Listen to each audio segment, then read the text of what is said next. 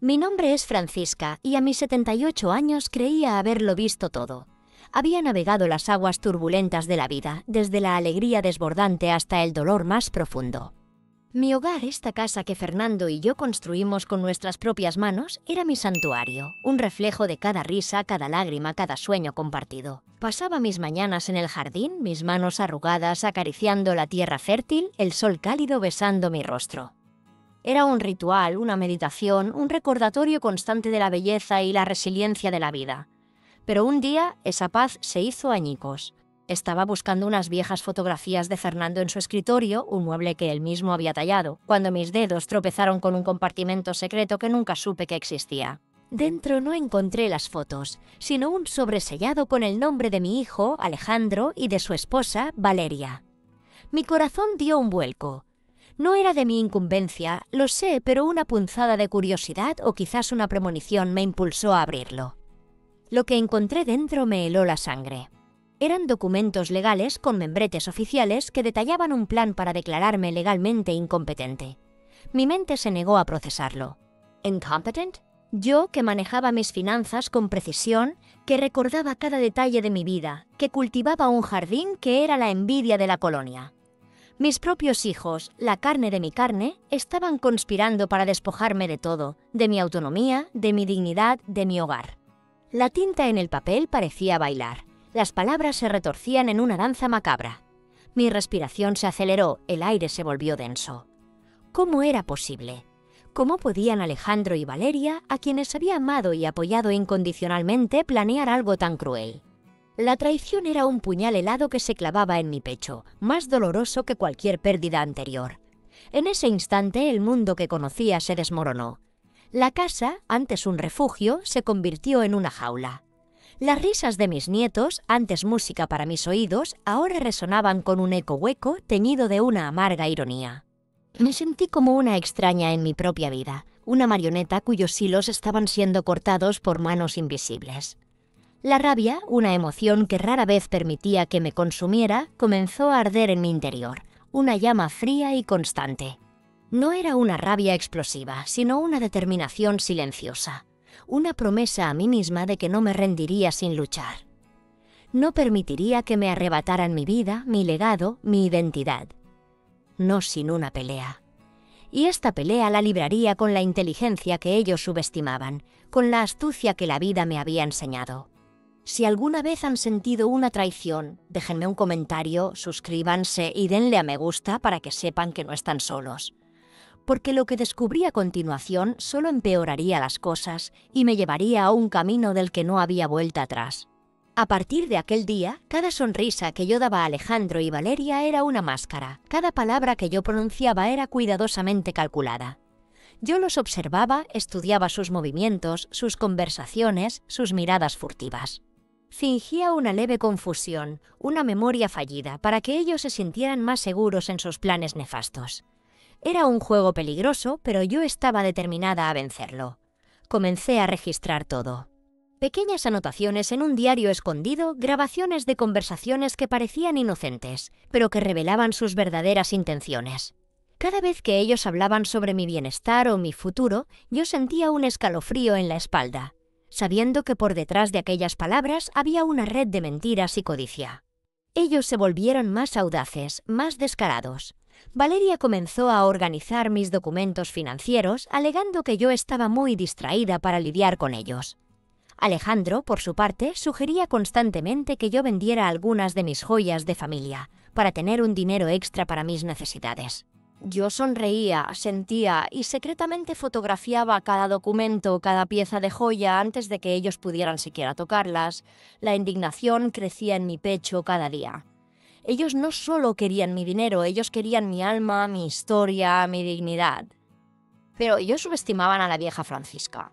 Ellos no sabían que por detrás de aquel mirar aparentemente frágil había una mente afilada y un corazón de león.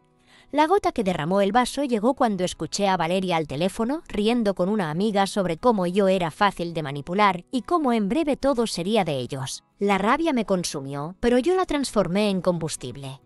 Era hora de buscar ayuda, pero no de cualquiera. Yo necesitaba a alguien tan astuto como ellos, pero con la justicia de mi lado.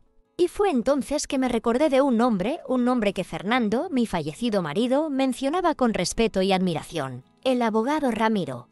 Él era conocido por su integridad y por nunca desistir de un caso, no importaba cuán complejo fuera. Yo sabía que él sería la pieza clave para desvelar esa trama. Pero ¿cómo contactarlo sin levantar sospechas? ¿Y qué descubriría sobre Ramiro que cambiaría para siempre la forma como yo veía la justicia? Haría para siempre la forma como yo veía la justicia. Contactar a Ramiro no fue fácil. Yo no podía simplemente llamar a su oficina y concertar una cita. Alejandro y Valeria estaban siempre cerca, observando cada movimiento mío. Entonces usé un método antiguo pero eficaz. Escribí una carta con una caligrafía que imitaba la de Fernando y la envié por correo. Sabía que Ramiro reconocería la letra de su viejo amigo. Tardó algunos días, pero la respuesta llegó, discreta y sin rastros. Un pequeño anuncio en el periódico local, en la sección de obituarios, con una fecha y hora específicas para un encuentro de viejos amigos. Era un código y yo lo entendí perfectamente. El día marcado, vestí mis mejores ropas, aquellas que Fernando tanto gustaba, y fui al cementerio. Ramiro estaba allí parado frente a la tumba de Fernando con un ramo de flores frescas. Él me reconoció inmediatamente, sus ojos, antes llenos de tristeza, ahora brillaban con una curiosidad profesional. Le expliqué la situación, mostrándole las pruebas que había recolectado. Él escuchó atentamente, sin interrumpir, su expresión seria. Cuando terminé, él suspiró. «Francisca, su historia es más común de lo que usted imagina. Pero lo que usted tiene aquí es oro». Él me garantizó que tomaría el caso, pero me pidió que continuara actuando normalmente para que Alejandro y Valeria no sospecharan de nada. Yo estuve de acuerdo. A partir de aquel día, Ramiro y yo nos comunicábamos a través de mensajes codificados, pequeños detalles en anuncios de periódico o en conversaciones aparentemente banales con amigos en común. Él me enseñó a observar, a escuchar, a recolectar más información. Y fue durante una de esas observaciones que descubrí el secreto de Alejandro. Yo estaba en el banco, supuestamente para sacar dinero para mis gastos, cuando vi a Alejandro en una conversación acalorada con un hombre de traje. Ellos estaban en un rincón discreto, pero yo logré escuchar algunas palabras clave: deuda, plazo, consecuencias. Mi curiosidad fue agudizada. Seguí a Alejandro discretamente hasta un casino clandestino en las afueras de la ciudad. Él era un jugador compulsivo, hundido en deudas con personas peligrosas. No era solo mi dinero lo que él quería, era mi casa, mi patrimonio, para saldar sus propias deudas de juego. Aquel secreto era una bomba, pero había algo más. Mientras yo observaba a Alejandro, vi a Valeria entrar en el mismo casino, pero ella no fue hasta él. Ella se encontró con otro hombre, un hombre que yo reconocí de fotos antiguas. Era el antiguo socio de Fernando, un hombre que había desaparecido misteriosamente años atrás, llevando consigo una parte considerable de las inversiones de Fernando. Ellos estaban riendo, brindando, y yo oí a Valeria decir: «El plan está yendo perfectamente. En breve tendremos todo y Alejandro ni desconfiará». Mi corazón se heló. Valeria no estaba solo ayudando a Alejandro a robarme, ella estaba usando a Alejandro para robarme a mí y a él. Ella tenía un plan aún más sombrío, un plan que involucraba no solo mi patrimonio, sino también el de Alejandro. La traición era en capas, más profunda y más cruel de lo que yo jamás podría haber imaginado. Yo tenía que actuar rápido, pero ¿cómo yo podría exponer la red de mentiras de Valeria sin alertarla y sin poner a Alejandro en peligro aún mayor? ¿Y qué pasaría cuando Alejandro descubriera que la mujer que él amaba lo estaba traicionando de la misma forma que él me estaba traicionando? Con la ayuda de Ramiro elaboramos un plan meticuloso. No sería una confrontación explosiva, sino una trampa intelectual, una telaraña cuidadosamente tejida para atrapar a Alejandro y Valeria en sus propias mentiras. El primer paso fue agendar una reunión. Ramiro, bajo el pretexto de ser un consultor financiero interesado en optimizar mi patrimonio, invitó a Alejandro y Valeria a una presentación en su oficina. Ellos, por supuesto, aceptaron prontamente, seducidos por la perspectiva de más dinero fácil. En el día de la reunión, el despacho de Ramiro estaba impecable, pero con una pequeña cámara escondida estratégicamente posicionada. Yo estaba allí, sentada en una poltrona discreta, observando todo. Ramiro comenzó la presentación, hablando sobre inversiones, fondos fiduciarios y la importancia de un planeamiento sucesorio claro. Alejandro y Valeria escuchaban con avidez, sus ojos brillando con la codicia. Entonces Ramiro, con una naturalidad impresionante, comenzó a introducir los documentos que yo había recolectado. Primero las pruebas del plan para declararme incompetente. Alejandro y Valeria intentaron disimular, pero el nerviosismo era palpable. Ramiro entonces pasó a las pruebas de las deudas de juego de Alejandro, con extractos bancarios y grabaciones de sus conversaciones con los agiotas. El rostro de Alejandro empalideció mientras Valeria lo miraba con una mezcla de desprecio y pánico. El clímax llegó cuando Ramiro, con una sonrisa sutil, presentó las pruebas de la conspiración de Valeria con el antiguo socio de Fernando. Las grabaciones de sus conversaciones en el casino, los extractos de cuentas conjuntas, todo estaba allí expuesto para Alejandro ver. El silencio en la sala era ensordecedor. Alejandro se volvió hacia Valeria, sus ojos llenos de un dolor y traición que yo conocía muy bien. Valeria intentó negar, tartamudear, pero las pruebas eran irrefutables. La máscara de inocencia de ella se desmoronó, revelando la verdadera cara de la manipuladora. La catarsis fue inmediata. Alejandro, en un acceso de rabia y desesperación, confrontó a Valeria exigiendo explicaciones. La discusión se volvió acalorada y Ramiro, con su calma habitual, intervino, recordándoles las implicaciones legales de sus acciones. Él explicó que con las pruebas que yo tenía, ellos podrían enfrentar acusaciones de fraude, extorsión y hasta incluso tentativa de homicidio, refiriéndose al estrés que me causaron. La justicia para mí no era solo la recuperación de mi patrimonio, sino la exposición de la verdad, el desenmascaramiento de aquellos que me habían traicionado. Alejandro y Valeria, viéndose acorralados, sin salida, no tuvieron elección sino aceptar los términos de Ramiro. Ellos tendrían que devolver todo lo que habían robado y más. Pero la verdadera victoria no fue financiera. Fue la sensación de haber recuperado mi dignidad, de haber probado a mí misma y a ellos que yo no era una vieja frágil y manipulable. Yo era Francisca y yo había vencido. A partir de aquel día, mi vida tomó un nuevo rumbo. Yo me reconecté con amigos que había descuidado, viajé a lugares que Fernando y yo siempre soñamos en visitar y hasta comencé a escribir mis memorias. La casa, antes un escenario de traición, se convirtió nuevamente en un hogar, un lugar de paz y de nuevas posibilidades. Pero la historia no termina aquí. ¿Qué sucedió con Alejandro y Valeria después de todo? ¿Y cómo esta experiencia me transformó, haciéndome una mujer aún más fuerte y resiliente? Después de aquel día en el despacho de Ramiro, Alejandro y Valeria desaparecieron de mi vida tan rápidamente como surgieron con sus planes nefastos. Fue un alivio, una liberación. La casa que habían comprado con el dinero que esperaban robarme y que habían hipotecado hasta el cuello fue embargada. Lo que restó después de saldar sus deudas y los costos legales fue insignificante. Alejandro, con su adicción al juego expuesta y su reputación hecha pedazos, perdió su empleo y la confianza de todos los que lo conocían. Valeria, por su parte, fue abandonada por el antiguo socio de Fernando, quien, al ver el plan desmoronarse, simplemente la descartó como una pieza inútil en su juego de ajedrez. Ambos quedaron con nada, excepto las amargas consecuencias de sus propias acciones. No sentí alegría en su desgracia, solo una profunda tristeza por lo que podríamos haber sido. La familia para mí siempre fue un puerto seguro, un lugar de amor incondicional y apoyo mutuo. Pero ellos habían roto esa confianza de la manera más cruel y las heridas, aunque cicatrizadas, dejaron marcas imborrables en mi corazón. Mi vida, sin embargo, floreció. La casa, mi santuario, fue restaurada a su antigua gloria y cada rincón, cada objeto, contaba una historia de resiliencia y renovación. El jardín, antes un testigo silencioso de mi dolor, se convirtió en un símbolo de mi renacimiento. Cada flor que plantaba era un acto de fe, cada hoja que brotaba, una promesa de un futuro mejor. Me convertí en una voz para aquellos que, como yo, fueron subestimados y traicionados. Mis memorias, que comencé a escribir con la ayuda de Ramiro, se transformaron en un libro, un testimonio de mi viaje. Mis charlas en comunidades de adultos mayores se convirtieron en un faro de esperanza, un recordatorio de que nunca es tarde para reclamar la propia vida. Aprendí que la verdadera fuerza no reside en la capacidad de evitar el dolor, sino en la valentía de enfrentarlo y transformarlo en algo significativo. A mis 78 años, yo no era solo Francisca, la viuda de Fernando o la madre de Alejandro. Yo era Francisca, la mujer que se negó a ser borrada, la mujer que encontró su voz y su fuerza en la adversidad.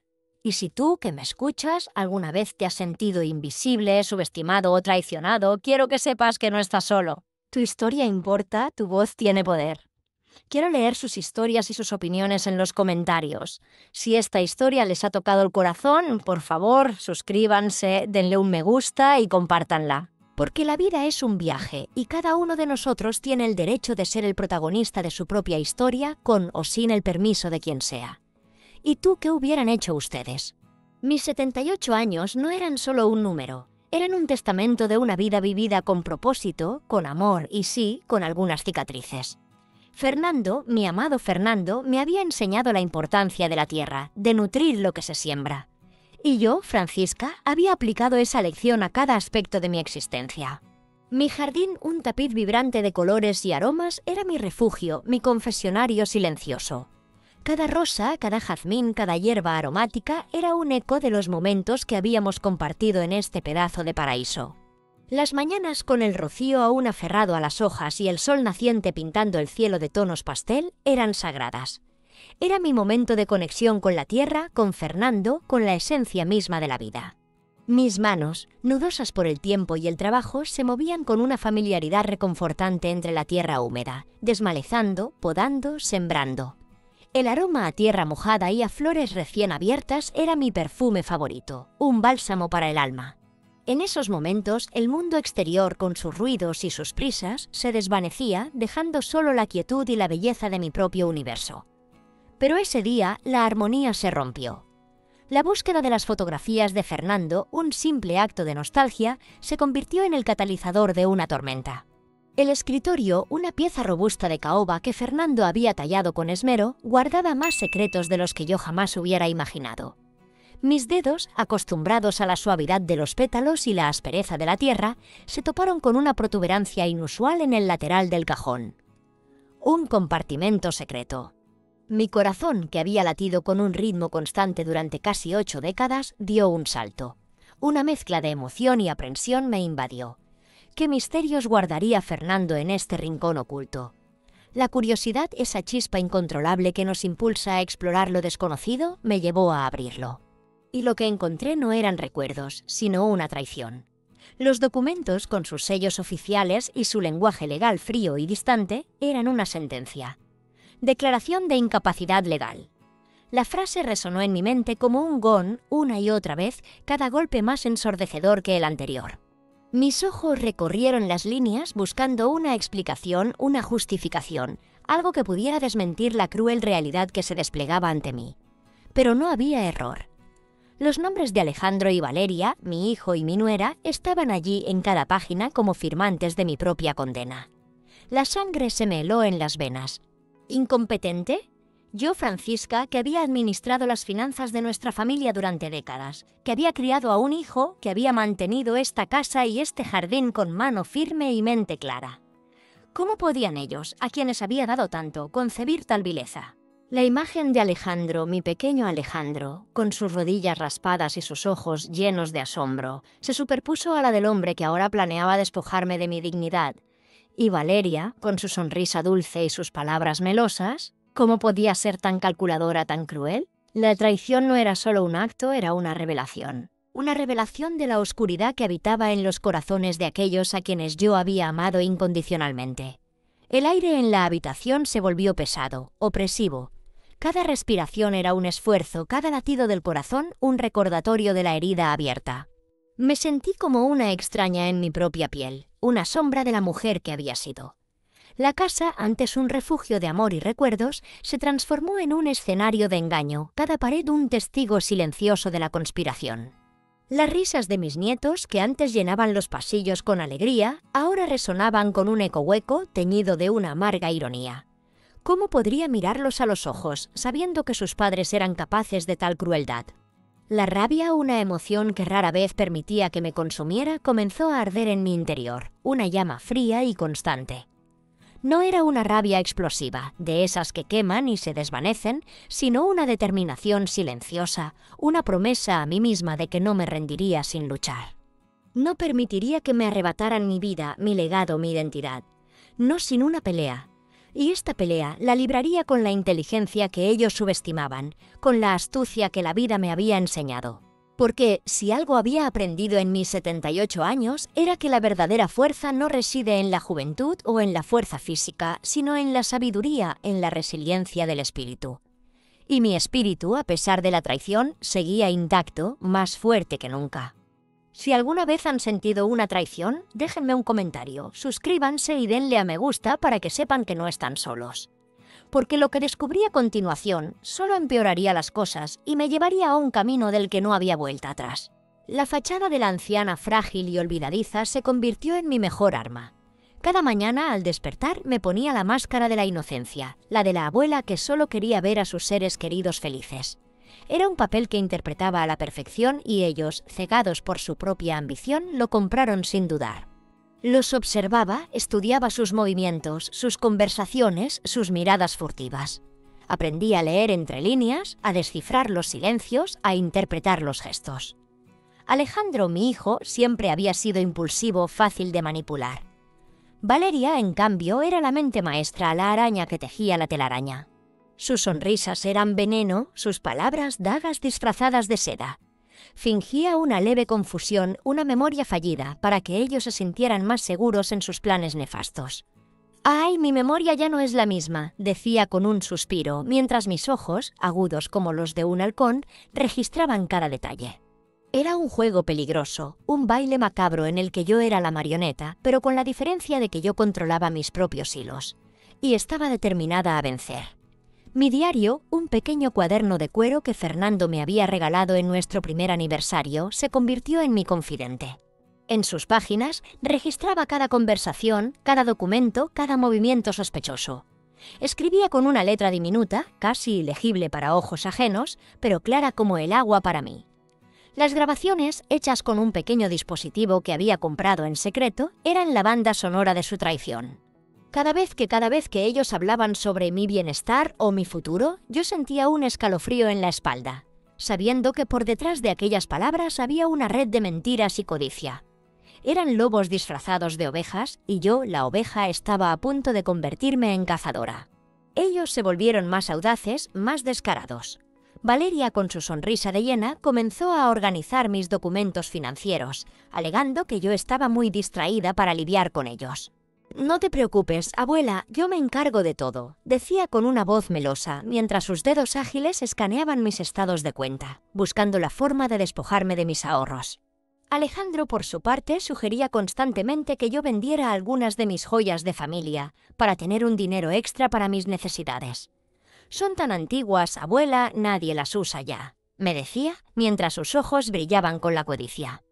Yo sonreía, asentía y secretamente fotografiaba cada documento, cada pieza de joya antes de que ellos pudieran siquiera tocarlas. La indignación crecía en mi pecho cada día. No solo querían mi dinero, querían mi alma, mi historia, mi dignidad. Querían borrar mi existencia, convertirme en una sombra, en un recuerdo. Pero ellos subestimaban a la vieja Francisca. No sabían que por detrás de aquel mirar aparentemente frágil había una mente afilada y un corazón de león. La gota que derramó el vaso llegó cuando escuché a Valeria al teléfono, riendo con una amiga sobre cómo yo era fácil de manipular y cómo en breve todo sería de ellos. La rabia me consumió, pero yo la transformé en combustible. Era hora de buscar ayuda, pero no de cualquiera. Necesitaba a alguien tan astuto como ellos, pero con la justicia de mi lado. Y fue entonces que me recordé de un nombre que Fernando, mi fallecido marido, mencionaba con respeto y admiración: el abogado Ramiro. Él era conocido por su integridad y por nunca desistir de un caso, no importaba cuán complejo fuera. Yo sabía que él sería la pieza clave para desvelar esa trama. Pero ¿cómo contactarlo sin levantar sospechas? ¿Y qué descubriría sobre Ramiro que cambiaría para siempre la forma como yo veía la justicia? La pregunta resonaba en mi mente, un eco constante que me impulsaba a seguir adelante. La incertidumbre era un velo que cubría mi futuro, pero la determinación era mi brújula. Sabía que el camino sería largo y lleno de obstáculos, pero estaba lista para enfrentarlos, porque al final no se trataba solo de dinero o de una casa. Se trataba de mi vida, de mi legado, de mi derecho a ser quien soy. Y eso nadie me lo quitaría. La misión de contactar a Ramiro se convirtió en un desafío digno de una novela de espías. No podía simplemente aparecer en su oficina, ni mucho menos llamarlo por teléfono. Alejandro y Valeria, con su vigilancia constante, eran como sombras que me seguían a todas partes. Cada movimiento, cada palabra era analizada, escrutada. Así que recurrí a un método que Fernando y yo habíamos usado en nuestros años de juventud, cuando el romance era un juego de mensajes ocultos y encuentros furtivos. Escribí una carta con una caligrafía que imitaba a la perfección la de Fernando y la envié por correo.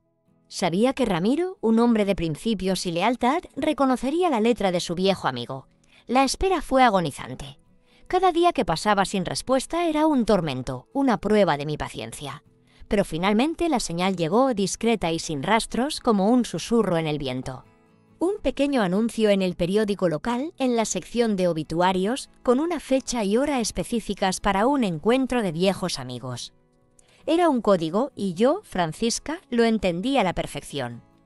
El lugar, el cementerio. El día, el aniversario de la muerte de Fernando. La hora, el atardecer.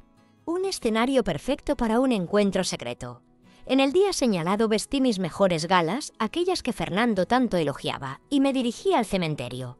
El aire estaba impregnado del aroma a tierra húmeda y a flores marchitas, un recordatorio constante de la fragilidad de la vida y la inevitabilidad de la muerte. Ramiro estaba allí, parado frente al túmulo de Fernando, con un buqué de flores frescas.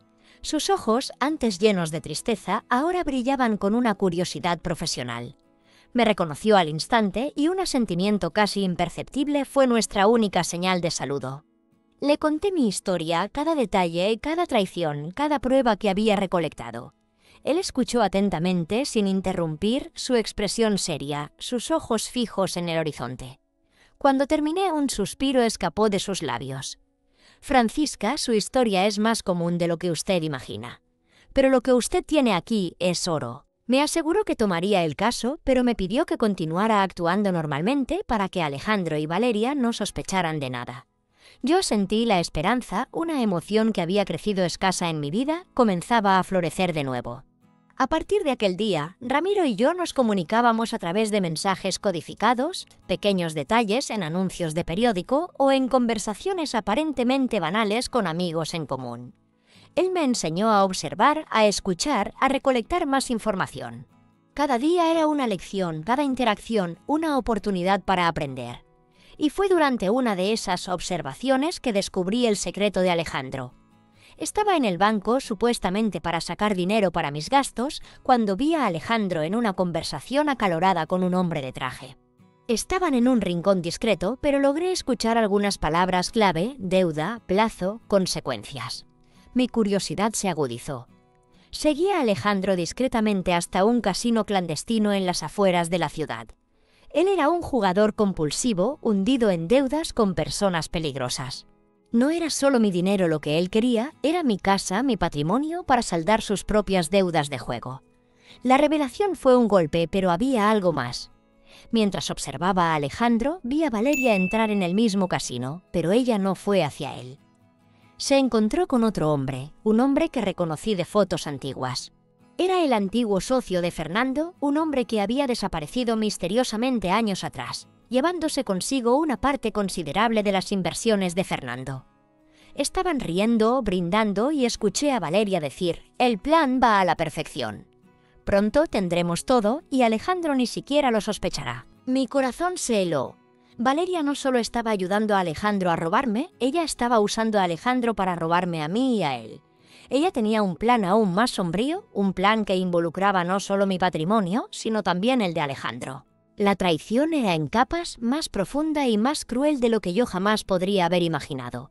Tenía que actuar rápido, pero ¿cómo podría exponer la red de mentiras de Valeria sin alertarla y sin poner a Alejandro en un peligro aún mayor?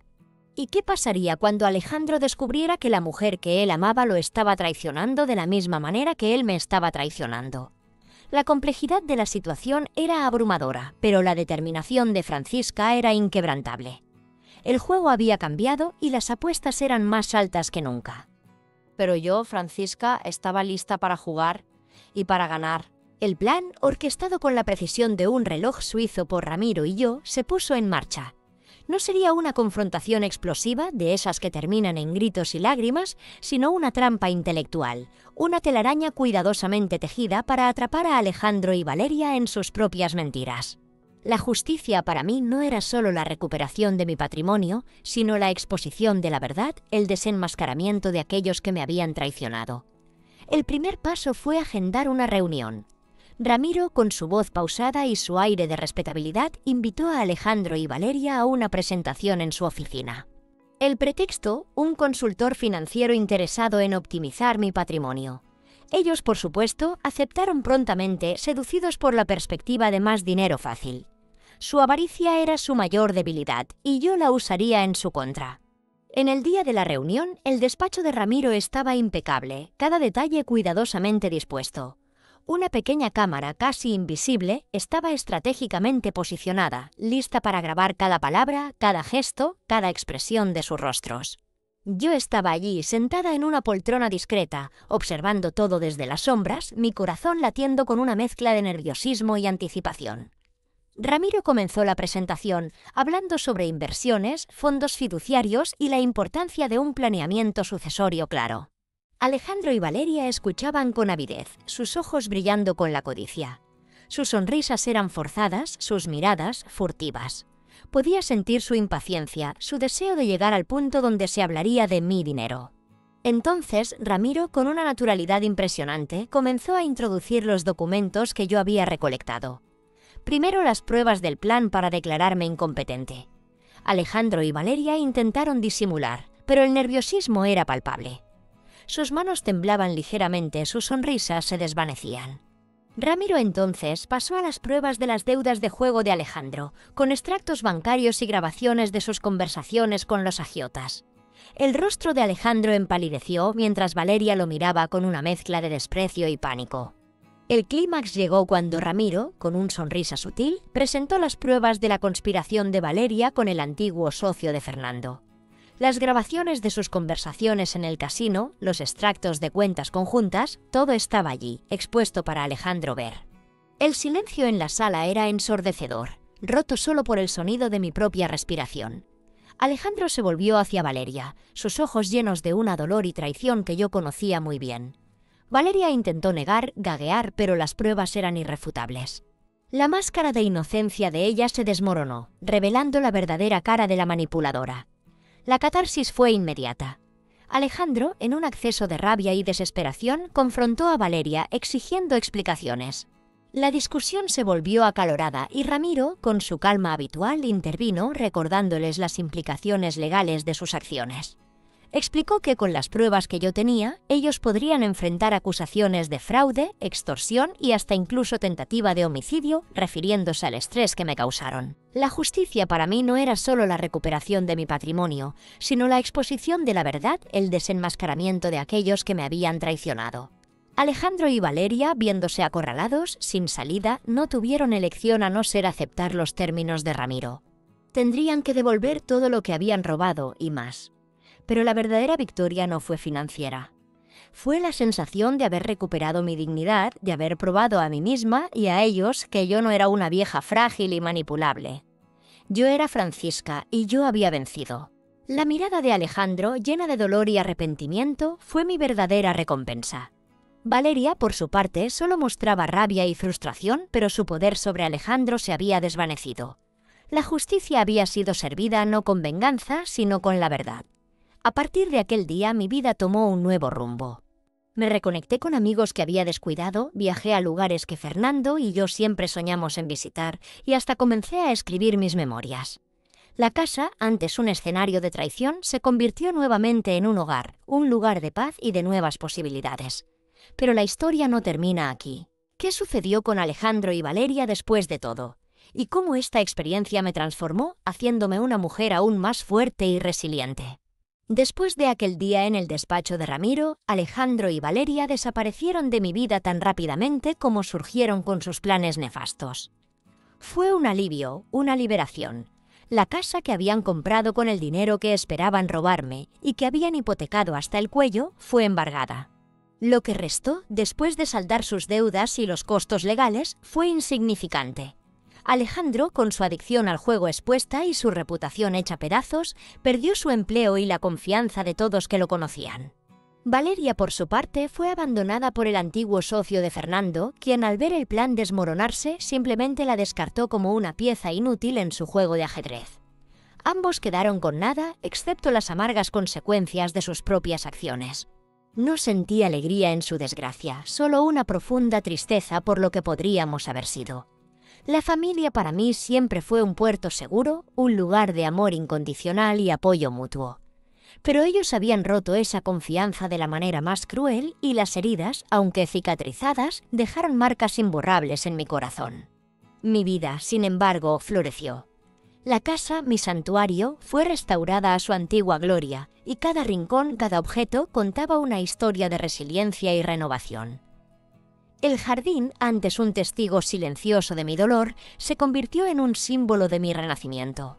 Cada flor que plantaba era un acto de fe, cada hoja que brotaba una promesa de un futuro mejor. Me convertí en una voz para aquellos que, como yo, fueron subestimados y traicionados. Mis memorias, que comencé a escribir con la ayuda de Ramiro, se transformaron en un libro, un testimonio de mi viaje. Mis charlas en comunidades de adultos mayores se convirtieron en un faro de esperanza, un recordatorio de que nunca es tarde para reclamar la propia vida. Aprendí que la verdadera fuerza no reside en la capacidad de evitar el dolor, sino en la valentía de enfrentarlo y transformarlo en algo significativo. A mis 78 años, yo no era solo Francisca, la viuda de Fernando o la madre de Alejandro. Yo era Francisca, la mujer que se negó a ser borrada, la mujer que encontró su voz y su fuerza en la adversidad. Y si tú que me escuchas alguna vez te has sentido invisible, subestimado o traicionado, quiero que sepas que no estás solo. Tu historia importa, tu voz tiene poder. Quiero leer sus historias y sus opiniones en los comentarios. Si esta historia les ha tocado el corazón, por favor suscríbanse, denle un me gusta y compártanla. Porque la vida es un viaje y cada uno de nosotros tiene el derecho de ser el protagonista de su propia historia, con o sin el permiso de quien sea. ¿Y tú qué hubieran hecho ustedes?